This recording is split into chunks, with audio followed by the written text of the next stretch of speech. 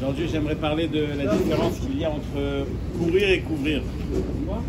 Courir et couvrir. Pour l'expliquer, je vais parler un peu de la paracha, comme d'habitude. Et on va voir courir et couvrir, se couvrir. La paracha nous raconte l'histoire de Bilham et Balak. Balak et Bilham. Balak a très peur du peuple juif. Et il demande à Bilham de venir maudire le peuple juif. Qui était ce fameux Bilham? On voit que Hachem parle avec Bilham. On voit que Hachem se dévoile à Bilham, pas comme avec Moshe Rabbeinu, mais il y a un contact entre Bilham et Hachem. On aurait aimé avoir un dixième de ce contact. Apparemment, ils discutaient entre eux. Hachem va lui parler, il lui répond. Il y avait un contact entre eux. La Gemara nous dit que Bilham yodea da'at elyon. Bilham savait exactement le moment où Hachem était énervé. Bilham avait une connaissance de Dieu. On aurait aimé avoir le même genre de connaissance, au moins avoir le même contact. Donc d'un côté, on a un Bilham qui est très spirituel, on va dire, qui est proche de Dieu, entre guillemets, je vais expliquer pourquoi entre guillemets, mais qui a un contact avec Hachem, qui parle avec Hachem. D'un autre côté, on a l'autre facette de Bilham. Bilham, c'est marqué que son ânesse lui a dit « Pourquoi est-ce que tu me parles comme ça? Tous les soirs, tu as des rapports avec moi. » Bilham avait des rapports avec son ânesse. Donc on parle d'un homme qui d'un côté est très élevé et d'un autre côté, plus bas que ça, on ne peut pas. Plus bas que ça, on ne peut pas. C'est-à-dire qu'il faut vraiment être tout en bas de l'échelle pour arriver à une extrémité aussi basse. Et Bilham est justement entre ces deux extrémités. À la fin, quand il fait des brachot, quand il essaie de faire des klalot, il essaie de faire des klalot et en fin de compte il fait des brachot. Bilham dit Tamut nafshi mot yesharim. J'aimerais mourir comme les yesharim. C'est quoi les yesharim? C'est qui les yesharim? Avraham, Yitzhak et Yaakov. C'est quoi yashar? Ceux qui ont un équilibre dans leur midot, ceux qui sont équilibrés. Bilham veut mourir comme un juif. C'est bien beau de vouloir mourir comme un juif. Il faut vivre comme un juif. Kiddush Hashem, quelqu'un qui meurt al Kiddush Hashem, c'est une grande mahala. Mais en vérité, mourir al Kiddush Hashem, c'est une seconde. Quand les nazis ont pris Rabbi Elchanan Wasserman pour le fusiller, il a dit à tous les gens de la communauté qui étaient autour de lui, faites attention, on est un korban.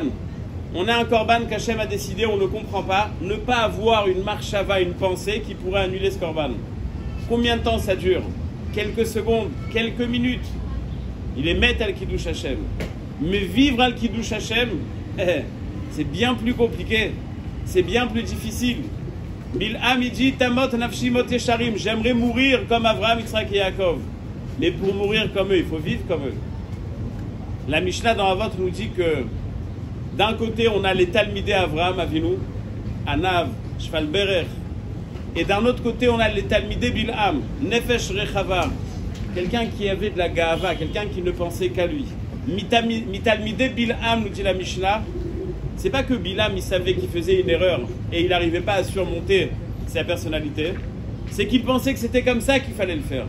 Ses élèves, il leur enseignaient que la chita, c'est d'être le premier. La chita, c'est d'être le plus fort. La chita, c'est d'être le numéro 1. C'est la chita européenne. C'est comme ça que ça doit être. Tu dois être le plus fort, tu dois te battre. Il y a des millions de personnes qui vont regarder un match de foot. Pourquoi? Le plus fort, c'est le meilleur. Myanmar, c'est une chita. Ani achi chazak, ani achi mutzlach. C'est moi qui réussis dans la vie. Tout tourne autour de ma réussite.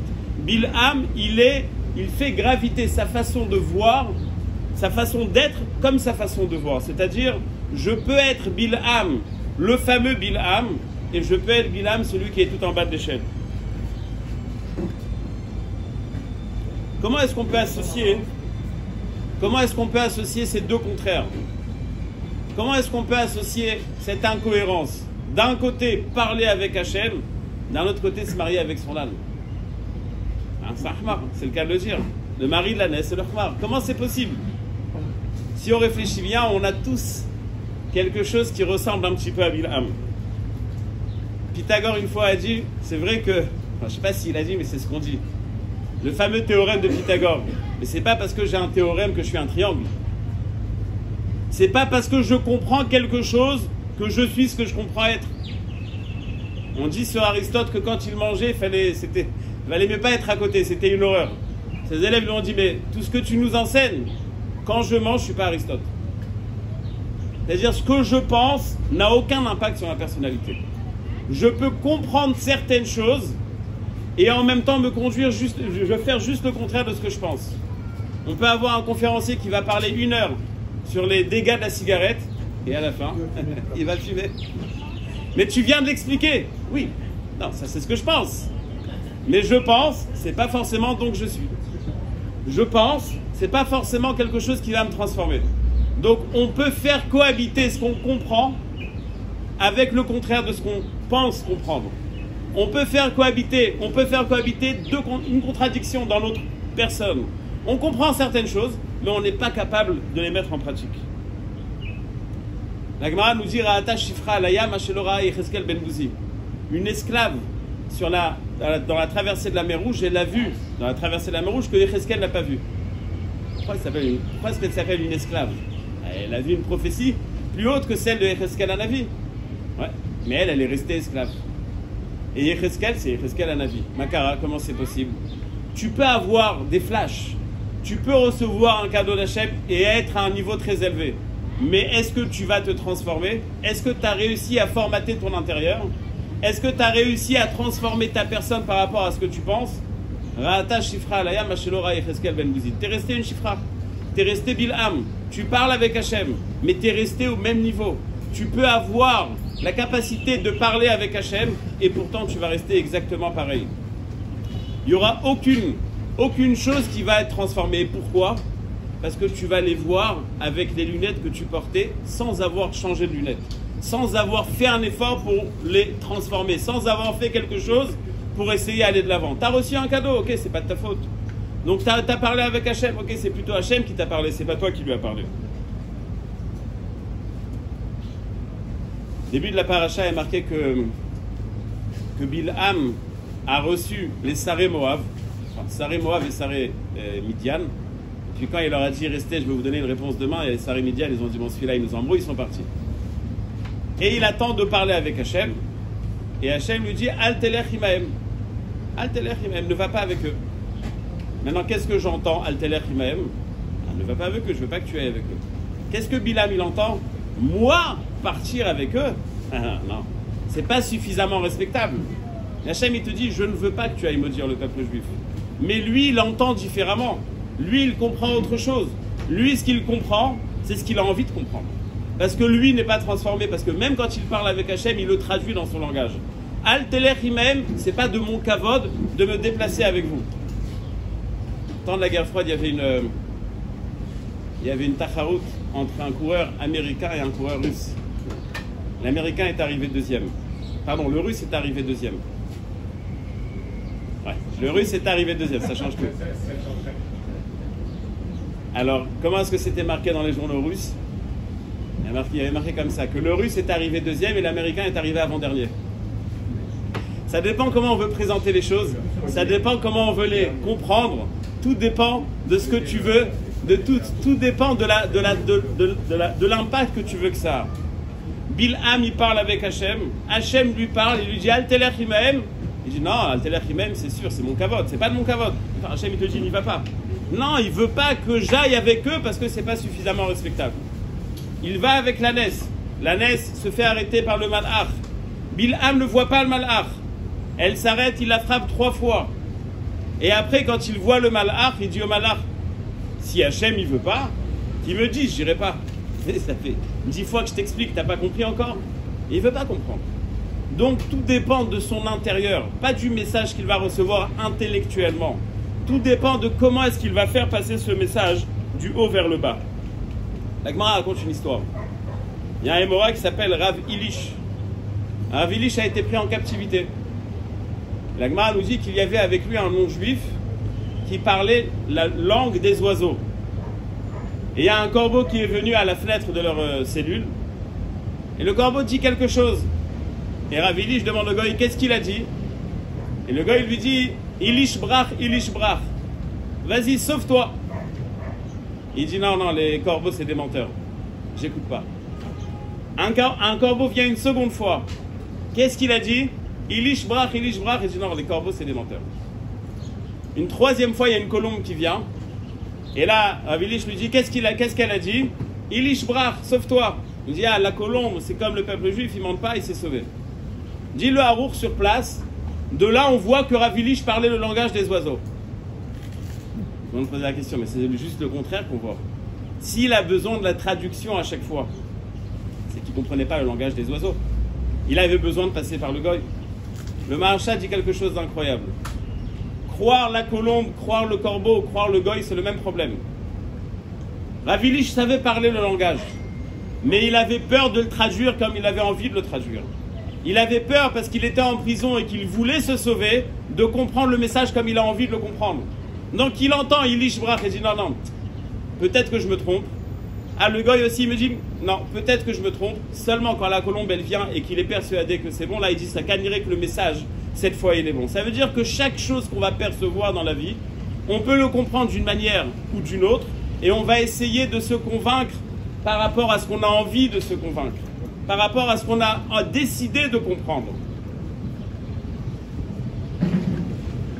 Le problème, il n'est pas simplement quand on fait une évaluation de notre niveau, c'est pas simplement de dire bon, ça va, c'est pas mal.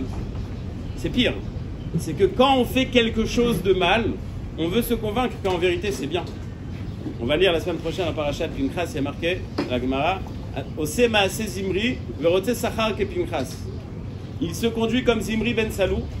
Et il veut recevoir le Sachar comme Pinchas. Ça veut dire quoi? Que quand je fais une Avera, je suis en train de m'imaginer que je suis en train de faire une mitzvah.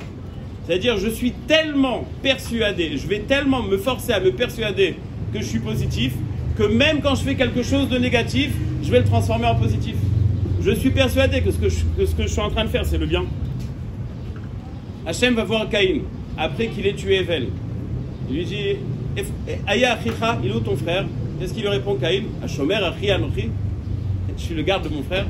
Dis-moi, tu te moques de qui? Vous êtes trois sur terre. De quoi tu parles? Comment tu peux dire à Hachem qui sait très bien ce qui se passe sur terre? Comment est-ce que tu peux lui dire Ashomer achi anochi? Caïn, il fait une erreur et il arrive intérieurement à se persuader qu'il n'a rien fait. C'est pas qu'il est en train de mentir à Hachem, c'est qu'il d'abord il s'est menti à lui et après il peut mentir à Hachem parce qu'il est persuadé de ce qu'il est en train de faire. Il est persuadé de ce mensonge, donc il arrive à dire à Hachem, c'est ma vérité intérieure, et on l'entend souvent. C'est ce que je pense, c'est ce que je ressens, c'est ma vérité intérieure. Peut-être qu'elle est vraie, peut-être pas. David Amelech, après avoir fauté, si on définit qu'il a fauté, Nathan, un avis, va le voir et lui pose une question. Dis-moi, il y a un pauvre qui avait une kifsa, et le propriétaire, le voisin de ce pauvre-là, il est venu, il a pris la kifsa, qu'est-ce qu'on doit faire? David Amelech, il répond, clair, il répond très clair. C'est un voleur, c'est pas bien ce qu'il a fait. Comment David Amelech, il a pu se tromper? Nathan Avi lui dit, c'est toi le voleur. T'es parti prendre la femme de l'autre. C'est exactement ton histoire. Parce que David Amelech, dans sa vision des choses, il est persuadé que ce qu'il a fait, c'est bon. Il est en train de se persuader que même si je suis dans le faux, je suis dans le vrai. La Gemara nous parle d'un cas, dans Ilchot Shabbat, quand Shabbat tombe avant Yom Tov. Pardon, quand Yom Tov tombe avant Shabbat. J'ai cuisiné pour Yom Tov. J'ai plus le droit de cuisiner pour Shabbat, sauf si j'ai fait Eruv Tavshilin. J'ai pas fait Eruv Tavshilin. Maintenant, je veux cuisiner. La Gemara nous dit que s'il a besoin, il a besoin. Pour Yom Tov, s'il n'a pas besoin, il n'a pas le droit. La Gemara dit qu'il peut cuisiner au cas où il va avoir des invités. La Charolim dit, je comprends pas. Il sait s'il va avoir des gens aussi, ou il sait s'il va pas avoir de gens. S'il va avoir des gens, il a le droit de cuisiner. S'il va pas avoir de gens, il va pas cuisiner. Non, il va se convaincre que peut-être il va avoir des gens. Mais tu sais pertinemment qu'il n'y a personne qui va venir. Le fait de vouloir croire en quelque chose, et tout dépend de ton bon vouloir, ça va te faire changer tes perceptions intellectuelles. Ça veut dire qu'à partir du moment où tu as envie de quelque chose, tu vas forcer ton cerveau à comprendre de cette manière-là. Le travail de l'homme, c'est de savoir faire passer des messages du haut vers le bas et non pas du bas vers le haut. Du cerveau vers le cœur et non pas du cœur vers le cerveau. Par où ça passe? Par le cou. On dit souvent que les hommes à la maison sont persuadés que c'est eux qui prennent des décisions. Mais en vérité, les femmes, c'est comme un coup. Elles arrivent à te faire tourner le visage à droite ou à gauche. Et quand tu vas à gauche, tu es persuadé de l'avoir fait, mais en fin de compte, c'est elle qui... Pas seulement parce qu'elle a mis la corde autour, mais parce que c'est elle qui gère. Tout dépend de ton coup. Ça veut dire quoi, tout dépend de ton coup? Est-ce que tu fais passer, est-ce que le mouvement, il est du haut vers le bas ou du bas vers le haut? Quand le mouvement, il est du cerveau vers le cœur, alors tu peux aller de l'avant. Alors tu peux avancer. Alors tu peux te travailler. Alors tu peux formater. Quand le mouvement, il est dans ce sens-là. Donc ta vie, elle est en mouvement. Donc tu es en train de courir. Tu es en train de courir parce que tu es en train d'avancer. Par contre, quand ça va dans l'autre sens, quand ça va du cœur vers le cerveau, alors là, le cœur, il te dit, mais non, mon fils, tu es très bien, tu es parfait, magnifique. Pourquoi est-ce que tu vas changer? Tu es toute la journée en train de dire, c'est bien ce que tu te fais, tu te mets des pouces tout seul. Parfait, parfait, parfait, parfait. Tu es en train de te couvrir. La différence entre courir et couvrir, c'est très simple. Est-ce que je donne plus de place à mon cœur ou plus de place à mon séchel? Est-ce que mon séchel, il a l'impact sur mon cœur ou est-ce que mon cœur, il a un impact sur le séchel? On ne doit pas être coupé de son cœur, on doit vivre avec les deux. Mais qui est le plus fort? Est-ce que c'est mon cœur qui est le plus fort ou est-ce que c'est mon cerveau qui est le plus fort? Le Chovat Alvavot nous dit par rapport aux actes que tu fais, ton cœur va être formaté. C'est-à-dire que pour dire que je suis en train de me transformer, on est obligé de passer à l'acte, on est obligé de courir. Si on veut découvrir, alors on est obligé de courir. Si on veut courir, alors il faut aller à des cours, il faut aller transformer, utiliser son coup dans le sens positif et non pas dans le sens négatif. Comment est-ce qu'on peut devenir positif? Parce qu'on va passer à l'acte. Passer à l'acte positif, c'est-à-dire apprendre, c'est-à-dire mettre en pratique, pas seulement apprendre, mais mettre en pratique. On a appris quelque chose, ok, c'est d'actualité. Cette semaine, quelques personnes d'entre vous le sachent, j'ai un élève qui est niftar. Et à son espède, il y a un de ses amis qui a dit quelque chose qui m'a plu, avec le contexte difficile. Une de ses qualités de mon élève niftar, ce sera l'Elou Nishmato, c'était qu'il passait à l'acte. Il apprend quelque chose, c'est tout de suite. Tout de suite, il le faisait. C'est peut-être la qualité la plus forte. Ça veut dire qu'il n'y a pas d'attente entre comprendre et mettre en pratique. Donc cet élève qui a été ma speed a dit qu'un Shabbat, il est venu chez lui et il a fait une erreur très française dans le Shalom Aleichem. Shalom Aleichem, Alachem, Shalom Alachem. Mimelech. Alors, Malché. Beaucoup de Français. Mimelech, Malachem, Amlachim. Parce que dans la chanson, ça s'arrange bien. Mais en vérité, ça ne veut rien dire. C'est Mimelech, Malché, Amelachim. Mais pas Mimelech, Malaché, Amelachim. Donc, celui qui a invité, celui qui est décédé, a fait l'erreur. Et Mathias, il lui a dit, j'ai appris récemment, et le récemment c'est le plus fort dans la phrase, j'ai appris récemment que c'est une erreur. Savoir mettre en pratique tout de suite. Mais non, c'est pas vrai, c'était pas récemment qu'il avait appris, je peux vous le dire. C'était sa façon de faire passer le message en douceur qui est importante. Mais il était tout le temps en train d'apprendre récemment. Chaque chose qu'il apprenait, donc tout de suite il passait à l'acte. J'ai appris, c'est moutard, c'est assour, tout de suite il passe à l'acte. J'ai appris une halakha aujourd'hui, je vais la répéter 2 fois, 3 fois aux gens qui sont autour de moi, il faut passer à l'acte, il faut passer à l'acte, il faut passer à l'acte. La différence entre quelqu'un qui se travaille et quelqu'un qui attend d'avoir un éclat intellectuel, c'est est-ce qu'il est en train de courir ou est-ce qu'il est en train de se couvrir? Est-ce qu'il est d'accord avec sa façon d'être ou est-ce qu'il a décidé de se transformer? Est-ce qu'il est prêt à passer à l'acte? J'aimerais rajouter quelque chose.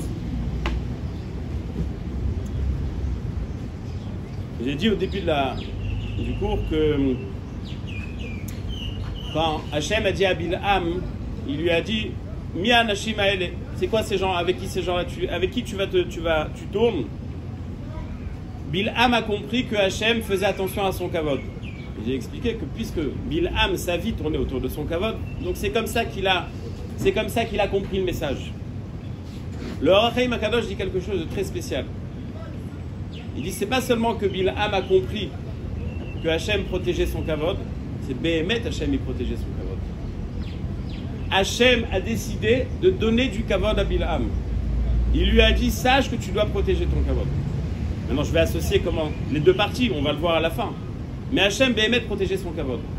Il nous dit après Shmulevitz, il faut prendre un moussar askel de cette paracha. Bilham va maudire le peuple juif. Bilham, avec la bassesse qu'on lui connaît. Bilham aracha.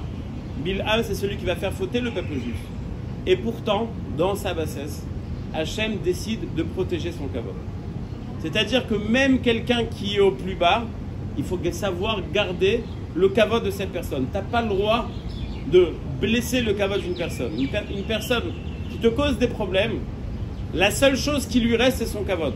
La chose la plus importante que tout le monde veut protéger, c'est son kavod. On doit faire attention à protéger le kavod d'une personne. L'ânesse de Bilham qui a parlé. Comment est-ce qu'elle a parlé? Il y a marqué dans la Mishnah, dans la vote, que Ben Hashmashot, le premier vendredi du monde, Hachem a décidé de créer la possibilité à cette ânesse de parler. Pourquoi? Quand Hachem fait des miracles, il ne veut pas que ça sorte de l'ordinaire. Donc il a déjà mis dans les gènes du monde qu'une ânesse allait parler. C'est-à-dire qu'au début de la création du monde, Hachem a déjà mis en place quelque chose qui va donner la possibilité à Bilham de protéger son kavod en fin de compte. Ça veut dire que depuis le début de la création du monde, Hachem a déjà été doeg au kavod de qui? De Bilham. Et Bilham, c'est un homme.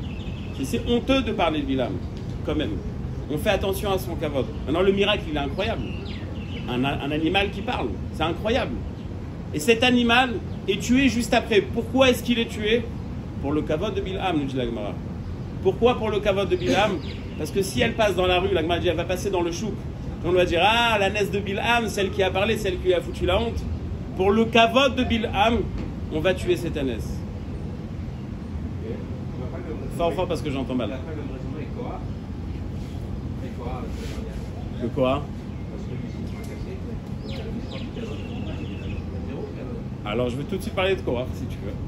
Il y a marqué que, après qu'ils ont fait les 250 personnes qui ont fait l'actorette, il y a marqué que Moshe a dit à Eliezer, va-toi ramasser les rikoué pachim. Dans quoi ils ont fait l'actorette? Le Midrash nous dit pourquoi est-ce qu'il a fait ça? Pourquoi est-ce que normalement c'est le travail d'Aaron pour protéger le kavod de Korach? Parce que Korach, s'il avait vu, alors qu'il est déjà sous terre, que son ennemi, entre guillemets, Aaron, est en train de déballer tout ce que Korach a mis en place, ça aurait blessé son kavod. Donc on va, oui, protéger le kavod même d'une personne qui a fauté. La sota, marqué dans la Gemara que la sota, quand elle vient au Beth Amikdash, alors il y a tout un tekes. Qu'est-ce qu'on fait pour la sota? La sota, c'est quoi? C'est une femme dont le mari suppose qu'elle a trompé. C'est quand même un gros problème. Et pourtant, tout le temps où elle va être avec le Kohen, on va lui donner la mincha, le korban qu'elle doit amener dans les mains. La Gemara nous dit pourquoi? Pour que ça lui pèse sur les mains. Et alors, peut-être qu'elle va décider de dire qu'elle a fauté, et comme ça, elle peut partir. On essaye même de protéger le kavod de cette femme-là. Donc même quelqu'un qui est au plus bas possible, on doit savoir garder son respect. Dans la même paracha, on nous raconte deux choses. Les incohérences de Bilham et le kavod qu'on doit avoir envers Bilham. Et ce n'est pas contradictoire. Hachem a l'obligation de protéger le kavod de Bilham. Il a cette obligation. Il nous enseigne qu'on doit savoir garder le kavod de chacun. Ça, c'est ce que Hachem dit à Bilham. Tu ne dois pas aller avec eux. Mais qu'est-ce que Bilham aurait dû comprendre? Il n'aurait pas dû s'arrêter au kavod. C'est vrai que moi, je dois te donner du kavod. Mais quand je t'en ai donné, arrête de rêver.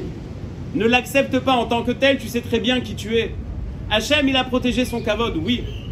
Mais c'est pas parce que Hachem, il a protégé son kavod que Bilham doit le comprendre. Ah, si Hachem me donne du kavod, ça veut dire que ce kavod me revient de droit. Ça veut dire que ses oreilles et ma bouche, elles ne sont pas compatibles. Moi, j'ai l'obligation de donner du kavod. C'est vrai que j'ai l'obligation de donner du kavod. Attention. Faut pas trop croire au kavod que je te donne. Faut pas trop croire que ce que je suis en train de te dire pour te donner du kavod, c'est exactement ce que tu es, parce que tu sais exactement ce que tu es. Et tu as un vrai problème. Tu es quelqu'un qui vit dans l'incohérence. Tu es quelqu'un qui est tout le temps en train de se couvrir. Tu es quelqu'un qui est drogué au kavod. Moi, je dois t'en donner, mais toi, tu dois faire attention. Donc, on doit... Dans cette paracha, on voit la complexité des rapports qu'on a avec les autres. Tu as utilisé un mot drogué au kavod et je dois lui en donner. c'est en réalité personne donner de la drogue à un drogué. D'accord. Et c'est quand même ton obligation de le respecter. Enlève le mot drogué.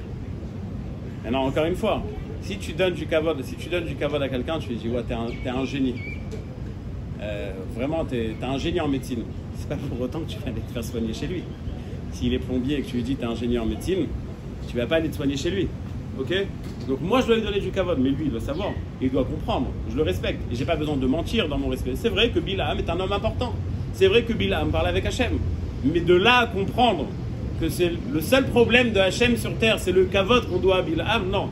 Ce que Hachem il a fait, c'est parce qu'on a nous aussi cette obligation de le faire. Mais lui, ce qu'il doit comprendre, d'abord se travailler, ne plus être aussi bas que ce qu'il est, et donc à travers ça comprendre que Hachem il est gentil quand il protège mon kavod. Mais si je veux avoir le droit à ce kavod, je dois le mériter, je dois me travailler, je dois me changer. Donc, pour conclure, notre obligation par rapport aux autres, elle est très simple. N'importe qui a droit à son kavod. Mais notre obligation par rapport à nous-mêmes, c'est ne pas couler dans ce kavod.